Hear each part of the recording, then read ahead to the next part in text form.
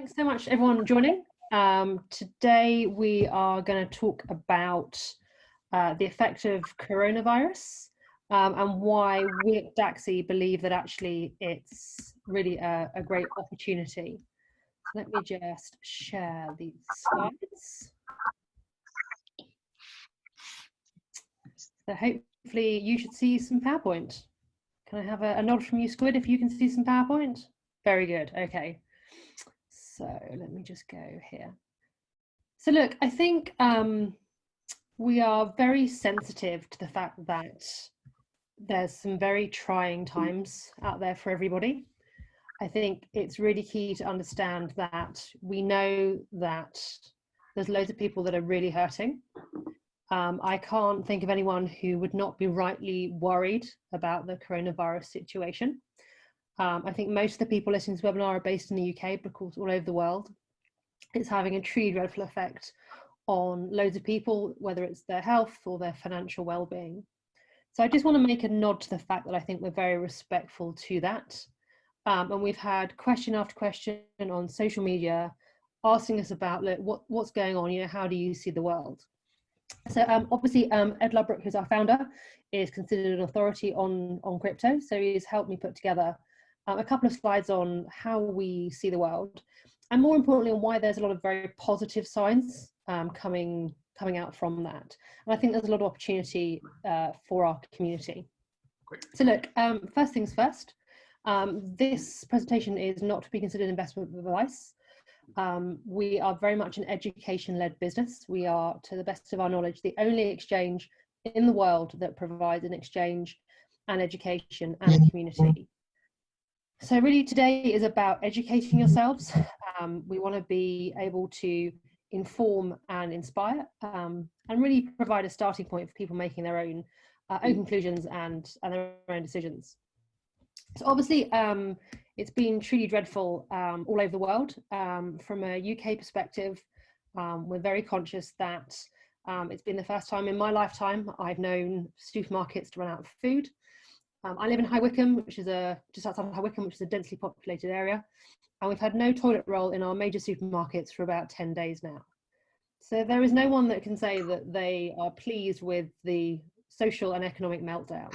So as at the 15th of March, which was Sunday, I did some research, we've seen 25% knocked off the FTSE 100. So the FTSE 100 obviously is the you know, a really massive health check. That's the top 100 companies in our country. So to lose 25% on what most people have got in stocks and shares, or particularly underlying their pensions, is hideous. They estimate that globally, we think that around $5 trillion has been wiped off global stocks. So I think if you look at some of those industries that the UK really depends on, I've seen in the press that they reckon that 70% of the airlines are going to go bust. Bear in mind that, you know, we all rely on those cheap airlines, EasyJet, Flybe, now gone, Ryanair. You know, if you're buying flights for $39.99, there's no margin in there for them to have planes parked up for a couple of months. I was listening to Boris Johnson giving his daily update earlier today, and they reckon that we'll start seeing those airlines going bust by May, and that's a major part of the British economy. Shipping firms have been talking today to the government. They reckon about 90% of the things that we rely on from a retail perspective, and things like building materials, as moved by boat, and we can't let those guys go bust. And even the Association of British Insurers, who should be insuring and providing a backstop for all those various restaurants and theatres and all that sort of thing, you know, there's loads of people that you know, probably would have been the backstop. I'm not even going to cover compensation for all the various things that have shut. So yesterday, a few days ago, you might have seen that America's three major stock indexes, the Standard & Poor's, the Dow Jones, the NASDAQ, halted stock trading for 15 minutes. Now there's a circuit breaker that's supposed to stop. Sorry, bear in a sec. Do you mean to phone me, Ed? I don't think you meant to phone me, Ed. Ed, if you're trying to get hold of me, can you put me a message in the phone chat? So yeah, it's really key that you understand that, you know, that this is bad times for everybody. So yeah, there's a lot of those you know, traditionally buoyant industries that pump up the UK economy that are not doing so well. So one of the things that we've been looking at in every major downturn, there's been a huge amount of potential. Oh, that's no good. Sorry, bear with me 1 sec so I can just get the right share. Sorry, guys.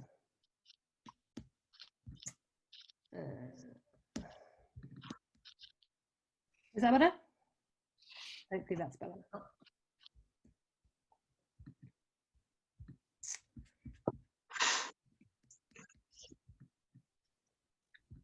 Sorry, guys, tech problems. This is quite hilarious. I had to talk for Squid today because his IT melted, so my melting too is probably about right. So I think the important thing here is there's huge opportunity in that crisis. At Dacxi, we're very big on giving people what we can hope is a good overview of what's going on in the industry. If you look at how the Chinese see crisis, it's actually made up of 2 separate characters. One means danger, and the other one means a time for opportunity. So we feel that there's a huge opportunity in crypto in the current environment. I woke up this morning and the first thing I do, which is really sad, is I look at Coinbase. And when I look at Coinbase, I found out this morning that it had gone up 11%. So, you know, Bitcoin's showing some really positive gains today particularly. And I think, you know, we want to get the message out there that it's still a good time for people to get on board. And look, one of the things you'll see us say a lot is about timing. So being in the right place at the right time and catching that market as it rises. I'm actually quite new to the business. I joined the business last month. And actually my first ever client phoned me today to say, look, thank you so much, Katharine. It's a great opportunity. And look, I've been sitting there watching it and it's doing really well. Thank you so much. And actually it's given him the opportunity to go and talk to his friends. So look, the point of today's presentation is to look more actively at what we think underlies.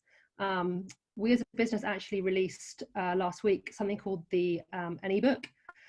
So you can get hold of that. It's about 15 minutes worth of reading. It provides you with a lot of information on what we see as powering the crypto boom. It's completely free. You can go online and find it. I'll put it in the chat once I finish speaking, because despite being female, I'm struggling to multitask today, clearly. So I think you've got to look at what crypto does, and crypto solves problems. And I think if you look at particularly what's happening at the moment, you know, the global economy is in absolute meltdown.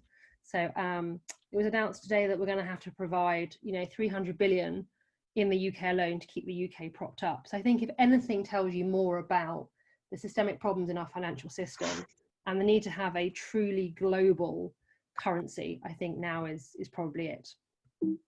So interestingly enough, if you look at the crypto market, this is the total market capitalization. And as you can see, it's done over year to date. Now you can see that those volumes are really good. Obviously they took a huge hit when we saw the world fall off the edge of a cliff, you know, a week, 10 days ago. But you'll also see that that's now leveled off. So our view of the marketplace is that probably we've seen the bottom of that market.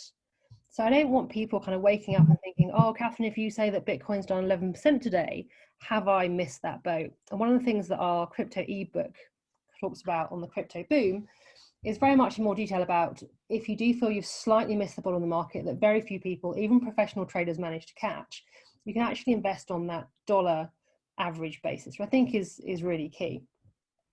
So I think if you look at year to date, we were up 50%. By mid-February, there was a huge decline and obviously the major drop. And we really feel that we could now see that more stabilized. And obviously, you know, digital currencies are unstable. And I think people often get a little bit precious about, but hang on, I can see some volatility here.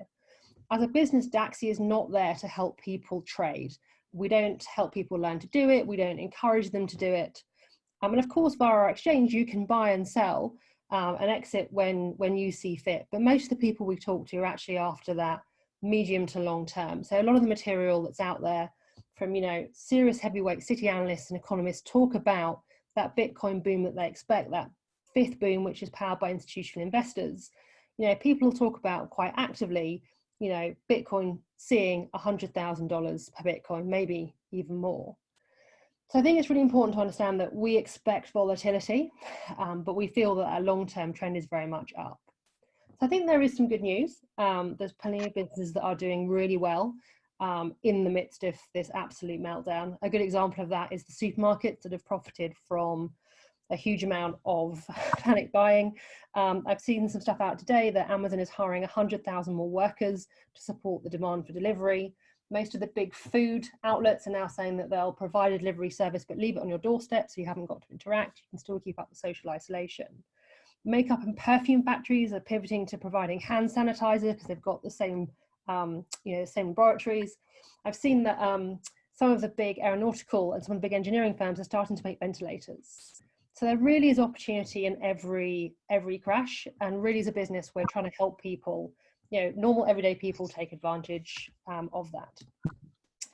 So one of the things that you tend to see during a crisis is that everyone panics. And I think the word that you see time and time again in the press and on Facebook and people talking to each other is panic. So one of the things that you see is that everyone sells anything they possibly think they can get rid of and goes to cash. So one of the major things you'll see when things get really tricky is either that everything goes to cash, or that people go to gold. Now you'll hear a lot of talk about Bitcoin being a better version of gold. Now there's a couple of reasons for that. Gold obviously is tricky to transport, it's tricky to store. So a lot of the chat around particularly Bitcoin becoming more accessible and more desirable is based on gold, and it replacing gold for some of those financial institutions. And all of those people that talk about, look, if we only got a couple of % of that gold market, that's when you'd see Bitcoin go to 100,000, maybe 150,000. So the other thing you tend to see in a crisis is once people have finished panicking, they've stopped shouting and screaming, you'll see that things just calm down a little bit, people start to make a plan. I didn't write this presentation, but that looks an awful lot like David Cameron, who, as we know, steered us through some quite troublesome times. And we feel that stage 2, where things just start to rise a little bit, is coming. And as I mentioned, we've already seen about 10% on Bitcoin today alone. So I think it's really important to look at what's going to drive that rise. And there are really 3 key reasons that we see to buy crypto now as well. Those classic assets are really weak. So if you look at the prices of things like, for the Brits, we always put money into property. We've got a huge global recession here. 2020 is not looking so great. I saw a great thing on Facebook today that said 2020, what a year it's been, I'm done now, which I think is probably right. And there's no way, if you look at all the predictions, the global recession we're in is unlikely to be resolved this year, possibly into next year. You're already seeing massive redundancies across all sectors. I've already mentioned aviation, shipping. I'm fairly heavily involved in agriculture. Loads of leisure's got loads of problems. And those are really industries that have propped up our economy. You look at, basic pubs and restaurants in every village closing left, right and centre. And again, lots of talk about whether we can cover sick pay, people being asked to self-isolate, how do you provide sick pay to gig economy workers or self-employed people? So absolutely loads going on, which is a negative influence. So the share prices, I know we've talked about that, 25% in a year, the biggest reductions since 2008. For circuit breakers to kick off, circuit breakers which stop people selling because prices are too low. Oh, it got to 7%, we turned it off. And that to be triggered a couple of times in the States is, it's just not reduction that I've seen certainly in my lifetime. So property obviously in the UK was traditionally a phenomenal time for the UK. We'd normally expect everything to double every 10 years. We saw a massive hit in 2008, and it took until about late 2014, early 2015 for us to recover. And since then, we've seen, 10, maybe 15% go back on. So people used to think, hang on a minute, it's okay, my house will still be here, it'll still be worth money, I can remortgage it. None of that is looking too hot. And of course, the health of the housing market is normally a pretty good health sign of what's going on elsewhere. So I think we really see people hiding really from sort of physical cash. I think that who would have thought, people would encourage you not to spend physical cash so we don't serve germs. In London already, I see restaurants and cafes that say we don't accept cash. It's too much of a pain to you know, transport it, take it to the bank. It's too annoying to keep changing. So it feels like we are really turning our back on physical cash. And I think we're probably turning our back on cash being a good way to, quote, store, unquote, your wealth. So bank deposits are being, rates are being cut all over the world. We're down to 0.25% of the UK, which is the lowest rate I can remember in my lifetime. And it's probably like that we'll see negative interest rates. There's lots of chat about there. So just to be clear, if we have a negative interest rate, that means you will have to write your bank or building society a check for the privilege of storing your money that they then rent out, for want of a better word. And just to be clear, every time you put £1 in your bank or building society savings account, they don't keep it safe for you. They loan it out to other people as a short-term loan or as a mortgage. And more importantly, they're able to do that 8 times over. So just to concentrate on that, for every £1 you leave in the bank, they can lend it 8 times over, something called gearing. So cash deposits right now are losing money. So I did some research on Sunday. I was putting together a little presentation for people that are totally new to crypto and new to Dacxi. And it went on moneysupermarket.com, which is a really well-known British website. And the best return on cash for an account you can come in and out of was 1.3%. So the Office of National Statistics tells us that inflation's at 1.9. So you are losing money. Your cash is becoming worth less over that year. So I think, we're really looking at cash being a less popular way to store wealth. And also, of course, bear in mind that we can spend crypto more easily. Places that accept crypto are more and more established. Some of those major retailers are showing interest, whether it's Uber, Amazon, eBay, really massive retail businesses.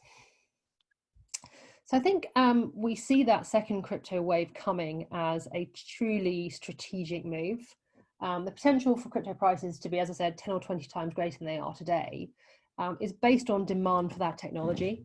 You're looking across the major financial institutions that are getting involved, whether it's the New York Stock Exchange, JP Morgan, UBS, BlackRock, which is the world's biggest asset manager. So there's a huge amount of people that are saying, well, look, I see it at the retail level, I see it at a systemic level. There's a huge amount of demand for these currencies. So particularly across the blue chip, you'll hear us talking about blue chip a lot. We're one of the first businesses to use that technology, and it's now becoming a lot more commonplace. Between Bitcoin, Ethereum, and Litecoin, we see some major demand from financial institutions all over the world. And it becomes more like a global economy. We have an underlying currency that can solve those problems. And look, huge amounts of businesses all over the world are recognizing that blockchain technology is useful. Anything from healthcare to, car manufacturers. There's industries, pretty much every industry you can think of is finding an application for that. And look, particularly with the Daccoin, those of you that are listening that have invested in the Daccoin, there's plenty of currencies. There's 5,200 cryptocurrencies out there. Some of them are weird, wacky, and bizarre. And we talk all the time about, if you're looking into crypto, look at the use cases. So if you haven't read it already, highly recommend what we call our blue paper, which talks about Dacxi as a business, what drives it, and what use cases we see for our particular coin. So I've got many of our customers I talk to have seen a 30% increase in Dacxi in recent months. Those of us that came into Dacxi on day one have seen a 300% increase. So we're really working to help people understand the use cases across all cryptos and, of course, across our own. So by all means, I'll put all the various resources in the chat facility so you can educate yourself and get acquainted. So I think there's huge potential. Right now, some of those crypto prices are at their lowest 12 months. If you feel you've missed the bottom just slightly, don't worry. Even the world's best traders have the same happen. And again, look at that crypto ebook. The Crypto Boom ebook talks a lot about the average that you'll be investing at. If you're not aware, the Bitcoin will be halving in May. So hopefully you've heard about mining, so people can mine Bitcoin. The reward for doing so halves in May. So a lot of pressure in terms of supply and demand, a way that we feel will be positive price. And as we keep saying, that average cost buying, if you don't understand that concept, It means that if you've bought at various different points, many of our customers come back time and time again to invest. They're using the exchange as a bit like a savings account. It doesn't matter if you slightly miss that base point, you can still keep getting involved. And I think also, you know, that's really important to remember with the exchange. You can get out, have loads of people that say, look, I love the idea, it looks great, Katharine. What happens if I change my mind? What if I see a great time being had with Bitcoin and I just want to take a little bit out?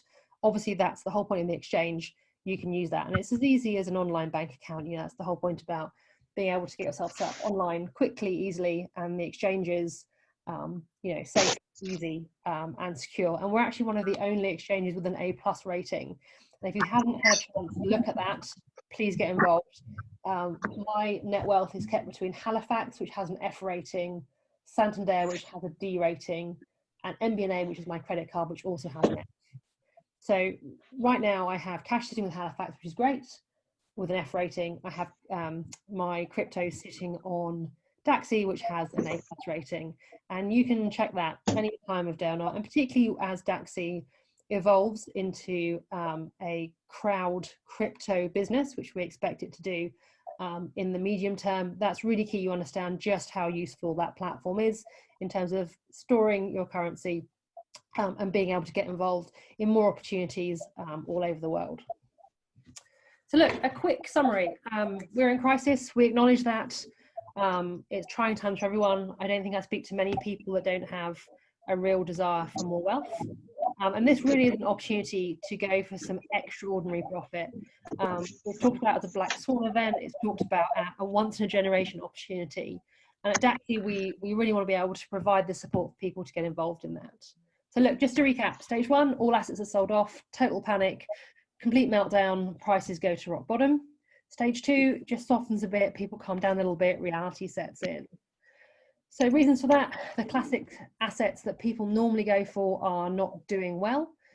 You can look at that with FTSE 100, you can look at it with all the stocks and shares, pensions, property, minerals, you know, everything's having a hard time right now. The crypto fundamentals are strong, the demand is there. More people are talking about blockchain and crypto each and every day. And we believe there is some really strong upwards movement to be had. So please, please, please, if you don't take anything else from this, you know, please educate yourselves, get involved with the ebook, which is free and on our website, and get involved with the blue paper. So hopefully that has given you a ray of sunshine. I've been told to keep to 20 minutes and I'm getting into my last minute.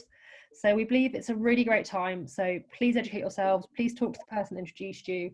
They'll be able to offer you a lot more support and information.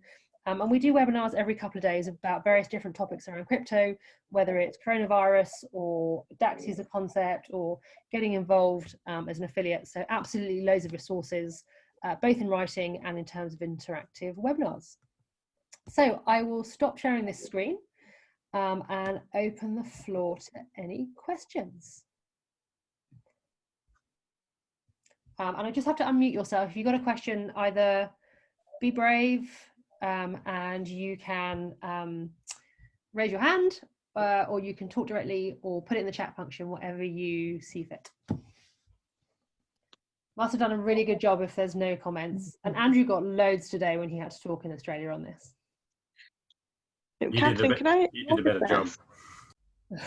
I had to do half of it. Katharine, I've got a question. It's Marie here. Hi. Hi. Where can we get the information around the A to F stars? Where can we get that information? Yeah, sure. So do you know what? I'll just pop it in the chat function. Fantastic. Let's close this stuff. So do you know what? I'm gonna be naughty. I'm just gonna show it to you actually. So for those of you that haven't seen this, this is really exciting stuff. So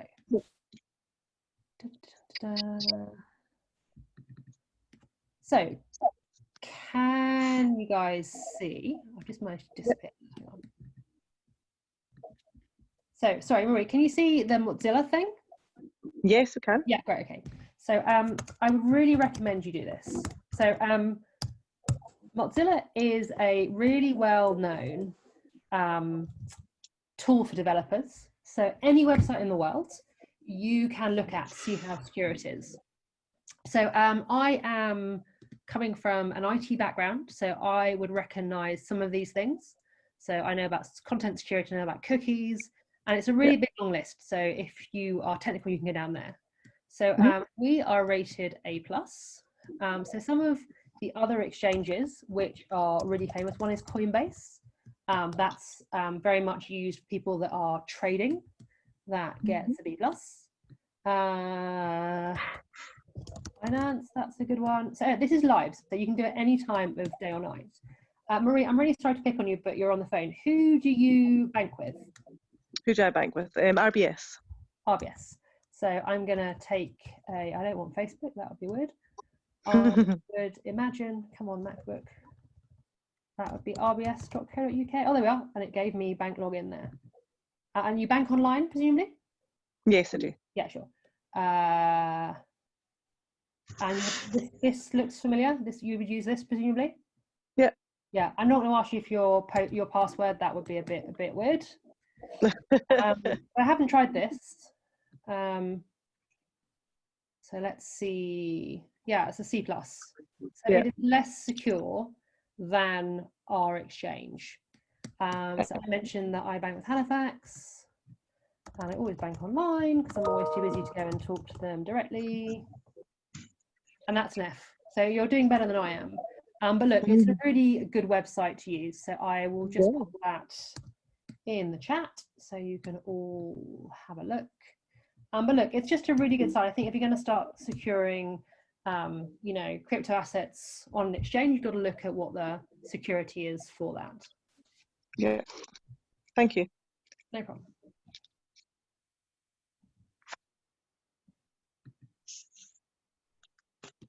Wow, people are really shy tonight. Do you think that with what's happening presently with the fear around handling cash is going to be a big push towards people paying with crypto now? Because I know there's a lot of companies in Australia now flicking over to accepting crypto as payment. Do you think that'll be reflected over in the UK as well? Yeah, sure. So I think that look, there's growing acceptance for digital currencies. They reckon that 80% of the central banks will turn their currency into digital first. And look, I don't know what you guys bought last. I went and bought a tank of petrol before this call. I spent 50 quid filling up my BMW 1 Series. And look, whenever you go and buy something, the bank doesn't go and say, oh, sell some gold so Katharine can pay her 50 quid. I use my credit card, and that's moved from one screen to the other. So I think crypto is a obvious evolution from, digital payments. And look, Visa and MasterCard are involved, and those are in the UK, two of our biggest payment companies. And I think also when you look at those massive retailers, eBay, Amazon, Uber, Spotify, all getting involved in that space, I think there's very few people on this call that haven't used, Amazon or eBay in the last 6 to 12 months. I think that the understanding of it is growing, and this is only as good as, being able to spend it. So you look at that at the top level in terms of those daily trading volumes, which are huge. I think, we're making progress now that wasn't being made 12 months ago is my feeling.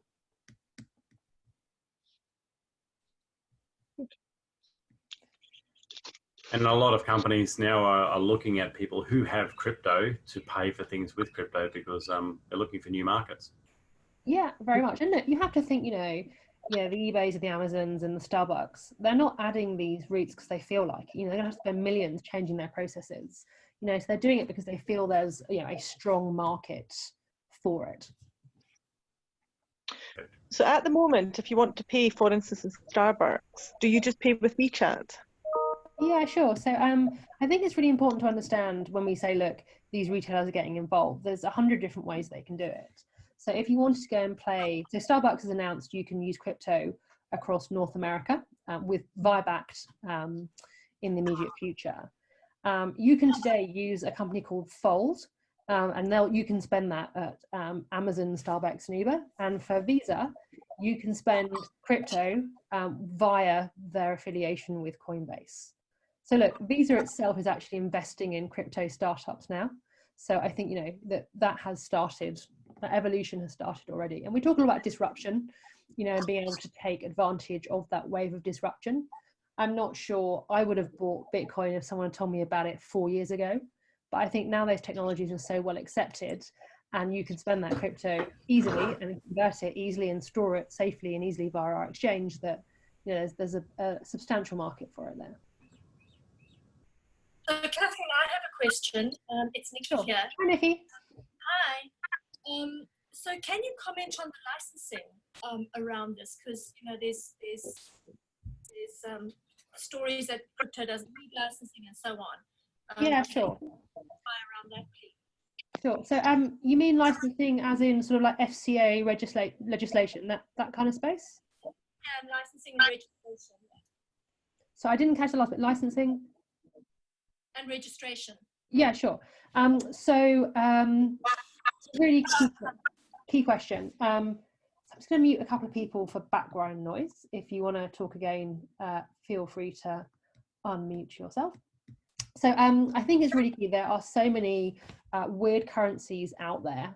I always use the example that we could have Squid's belly button fluff as a coin. You can have, you know, Catherine's haircut as a coin, but it doesn't mean it's worth anything. So we focus very strongly on those 3 blue chip coins for that reason. I think it's really important to understand, out of those 5,200, you know, we don't rate those in terms of use case or the institutions becoming involved, which is what we feel will drive that third wave. So in terms of legislation for Dacxi as a business, we are obliged to conform to the FCA rules around KYC, which is know your client, and AML. Hence why if you want to use the exchange, you have to send us your ID and a proof of address. The FCA has asked all crypto businesses to make themselves known by January next year, which we've already done. We have a chief compliance officer, and we have a top city regulatory law firm who is advising us on all matters regulatory. And as I mentioned, our intention is to become a crowd crypto business, which is of course fully regulated. So we'll be proceeding through those regulatory licensing requirements in due course. So I think it's really important to understand that, you know, we are regulated in the EU already. And as we expand into other services, I think we're talking very actively about trying to have an ISA route that's regulated too. So the more you see crypto firms working alongside the regulatory bodies, the better a sign that is. Thanks, Catherine. No worries.